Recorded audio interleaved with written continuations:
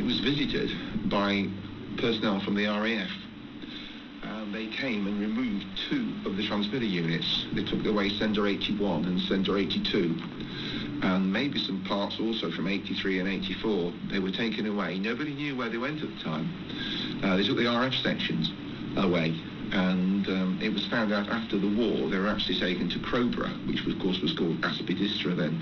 They were taken to Aspidistra and modified to transmit on around 28, 29, 30 megahertz, as a V2 rocket carcass had been found in Sweden, and it had telemetry inside it that was on those frequencies, and they were fearful that the V2 rocket, about which they knew, was actually radio controlled. So there was a provision to get from here to jam it, to go and jam the system. In the event, it was only a test firing, it was a prototype rocket, and the original V2s, when they came into production, weren't radio controlled. So the RAF brought the stuff back after the war, and it was reinstalled. But like most things that happened during the war, one would guess, not all the parts came back. So sender 81 was always a fair deal of make, do, amend to get that one to work, because the original parts were not, all the original parts were not returned. Anyway, so after the war then, 1948, 6 senders back on the air, a VOA relay. Carried on, and escalations in tensions between the superpowers during the Cold War meant that by 1961 there'd been the Cuban Missile Crisis, the Bay of Pigs disaster, and all sorts of activities like that. And the satellite states and the Soviet Union were to the United States getting more and more powerful. So there was a wish to continue to broadcast into the Soviet Union, etc., but with much higher power. So the VOA asked if the BBC could consider having new equipment installed at Woofferton. And this would be the phase 2. We've gone through the phase 1 with the 6 RCA 50s. By 1963, plans were well away and new equipment was being installed. What was installed was the first prototype made by Marconi, BD272, 250 kilowatt transmitter, biggest power that the BBC had ever seen by then. It was the first one made, and it was installed as sender 93. The numbers were incremented, so sender 83 became sender 93. And the antennas had to be upgraded as well to 250 kilowatt working. The matrix switches were put down on the antenna field, where you could have a cross-point system where an antenna and a feeder line could be connected together over multiple arrays, so that the sender could then pick any number of arrays to broadcast into. So 93 was the first one. Joined by the others, the next 6.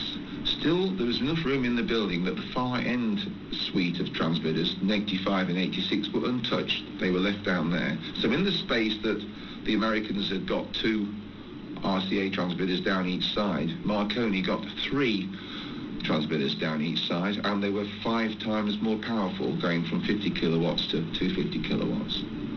It was interesting that the VOA paid for this. It was an all-American job, and money was given to the corporation to buy them from Marconi's in Chelmsford. A lot of the antennas were still BBC designs, but as I say, uprated. So the Americans took the risk with this new transmitter, and the BBC watched from the sidelines to see what it was like. We're now entering phase 2. As it happened, it was a most successful transmitter, and the BBC were very impressed and went away and placed orders with Marconi for a considerable number of these units to upgrade Rampersham, Skelton A and Daventry. As well, at the time, Ascension Island was being planned, 1965, so they had 4 of them out there. And the Deutsche Welle bought some for Oanda, although it was probably called a different name by then at that time. So they had a pair out there. BD272, popular transmitter. Important to remember that the Americans took the hit on that one. They paid for them. They were considered to be American property, and American auditors would come across from time to time to look at what was happening here and check that stuff that had been bought under their remit was actually installed. So that situation carried on with the 6 250s until 1979, when they were looking to again upgrade this site with the Americans paying, and it was decided to remove the 2 old sender 85 and sender 86 from the far end, and install 4 brand new Marconi 300 kilowatt transmitters this time. The great thing about the modern transmitters, they were titled B6124s, was that they were auto-tune and control. So you could request a frequency from the control system, which had been decided by BBC Research and BBC Design's department, and again was the first one, and again paid for by the Americans. So that was the state of play from 1979.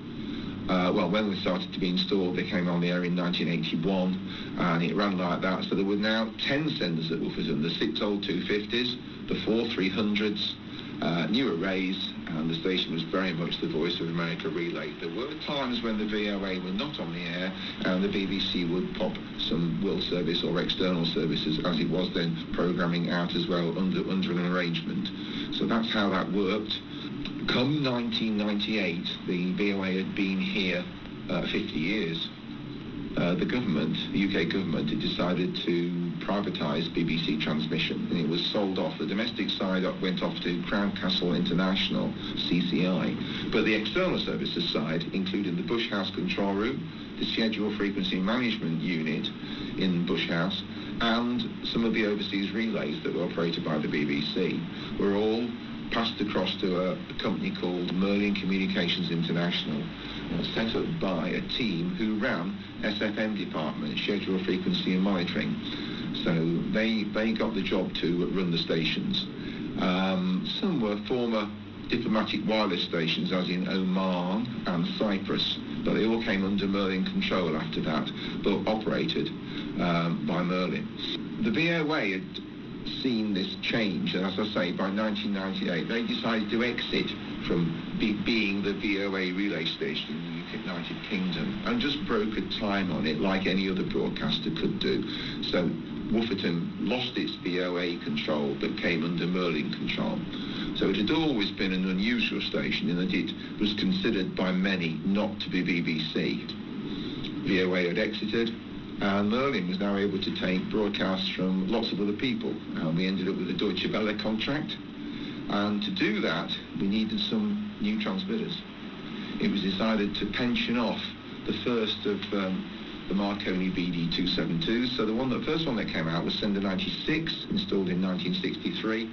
That one came out first, and a new transmitter was installed that came from Riz in Croatia, from Zagreb. It was a Riz 500 kilowatt. It was the prototype Riz. Here we go again with prototype kit. 500 kilowatt Riz.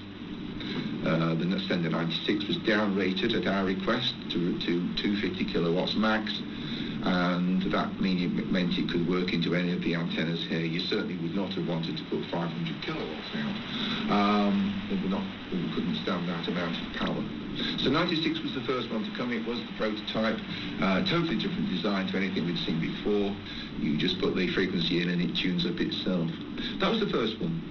While that was being done, the engineers from RID says, we've got a 250 kilowatt one in production at the moment. It's just in the prototype stage. Do you think you fancy some of those? So the crew must have been across. The Deutsche Welle contract came up that was 2006. The Deutsche Welle contract came up in 2008. And they must have gone to look at the 250 kilowatts ones at the factory in Zagreb, and it was agreed to buy 3 more for this station, 3 of a brand new design, 250 kilowatt only. 1 went to Skelton to make a 4th, and 1 and 4 were bought by the BBC to go out to Ascension to replace 4 of the BD272s that they got from 1965. So there were quite a few Riz transmitters installed at the time. Coming right up to date, Sender 93 has just been removed, which just leaves one of the old girls left, Sender 95, which is 250 kilowatts, and the new Sender 93 will be a reclaimed unit from Singapore, which was firstly at Skelton as Sender 61. It went to Singapore as Sender 107, but with Singapore closing in 2023 in June. That sender has been able to be rescued and brought back to the UK. So that will shortly take its place as and the 4th 250 kilowatt unit and the 5th Riz unit on the side. That was Dave Porter with a brief history of Woofferton and a taste of things to come. But more of that later. This is a special transmission celebrating the 80th anniversary